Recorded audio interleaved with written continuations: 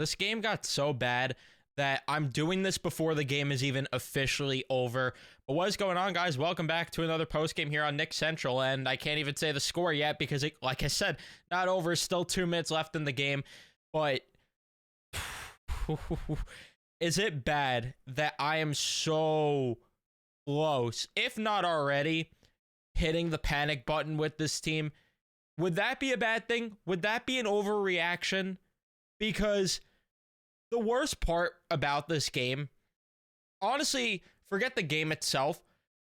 It really is the fact that I hyped myself up the entire day for this game. With the way the last game went between these two teams, I thought this was going to be an unbelievable show.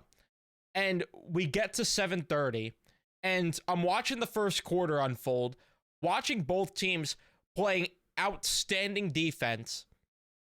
And then what happens? In typical Knicks fashion, the bench comes in, and then all of a sudden, they start losing the basketball game. The starters are forced to come back in too early. They don't look right. And what do you know? It's a lost cause. I'm so aggravated right now because we're having this conversation every single night about this team. Every single night. And Deuce clearly isn't 100%, but I'm tired of saying, well, you know what? When Deuce is right, this team maybe is in a better spot, which, sure, better spot technically, but it does not matter when Mikal Bridges didn't record a single point in tonight's basketball game. And I bet over 10 points, and it's the one thing that ended up hurting my parlay, right? He couldn't get a single point tonight. OG? Where was he? This team gets abused inside the paint. And quite frankly, looking back in retrospect, they should have dumped Mitchell Robinson this offseason and kept Hartenstein, because I can't stand watching Precious Achiuwa go out there playing basketball. I can't stand watching this team get annihilated in the paint every single night. And then I'm watching OKC hit threes, but this team, no. 4 threes tonight. While the Thunder hitting 14. I'm watching Isaiah Joe hit every single three-point attempt virtually. Where's that from the Knicks bench? Where's that type of production? I don't see it anywhere. Payne, congrats, he showed up in garbage time. And with the only positive to come out of this, if Tibbs paid attention to the end of the basketball game, is that my guy Hukporti needs to be in there over Sims whenever it gets to that, if there's ever that thought or ever that decision that needs to be,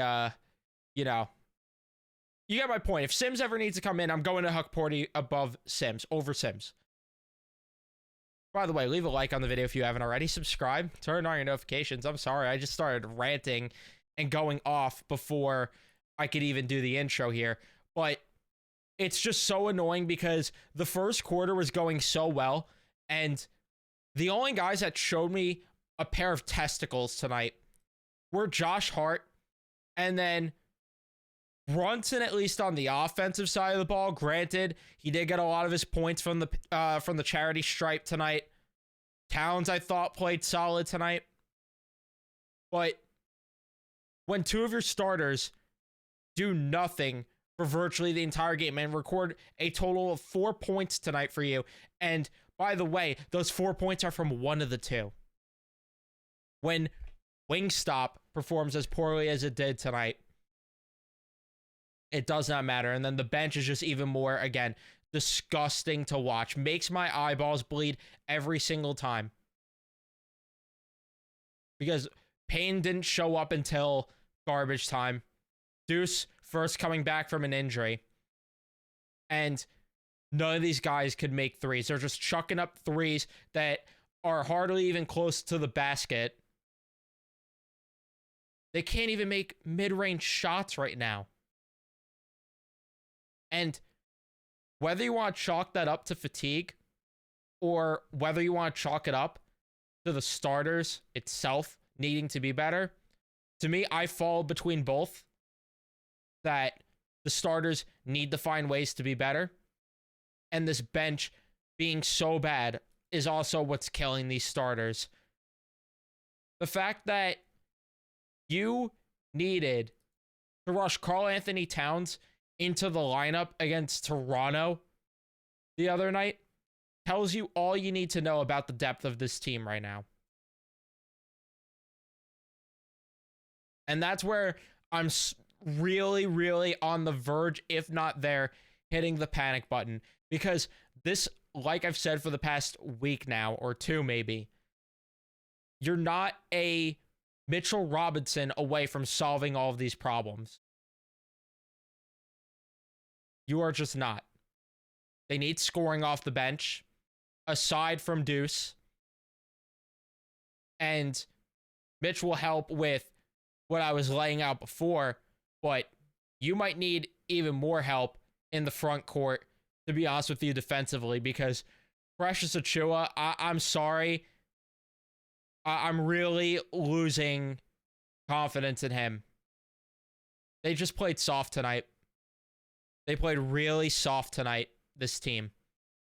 And against the Thunder, who are the best team in basketball, arguably, if not, I mean, I would say they are.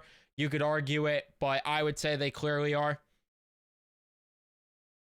Going up against the best team in basketball. Just putrid. I mean, you see the difference between their depth and then the Knicks. You see them running out, like I said, Isaiah Joe hitting everything. Aaron Wiggins knocking down shots. Jalen Williams playing responsible on both sides of the ball. Meanwhile, I have to watch Landry Shamet, Precious Achiuwa.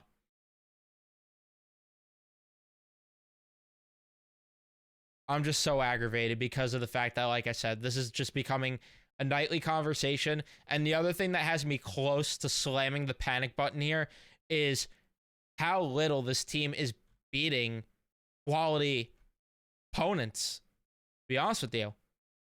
Like that's another thing that is very, very concerning. Because in terms of the wins against playoff teams, you got a win against Indiana in October. You've got, let's see, I mean, the Heat are technically in the play-in line if you want to count them. So you got a second win there. Sorry, trying to scroll through the schedule, even though it's like kind of a pain in the ass to do so. But either way, I mean, I'm counting on one hand right now, scrolling through the schedule, marking the wins against playoff level teams. I mean, Denver, that was a statement game. So we're at like what?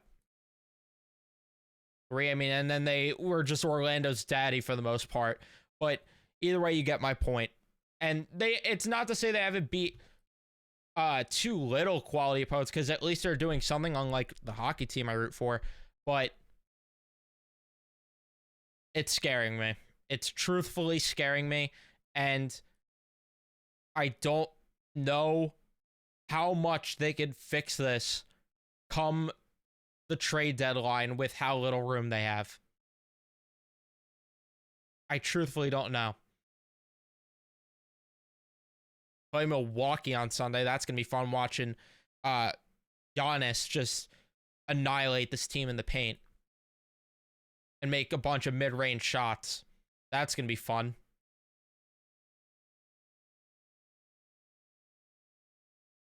Which with that game, I won't be able to watch the full game since I'm going to be watching football for a good amount of Sunday. So I'm going to do a late post game, or so I don't know. I'll figure out what I'm going to do. But either way, as of right now, I'd rather just do that than watch this live over football, truthfully. But Yeah, that is gonna be it for me. Let me know your thoughts in the comments. Leave a like if you haven't already. Subscribe, turn on your notifications so you know I upload or go live, and I'll see you guys in the next one.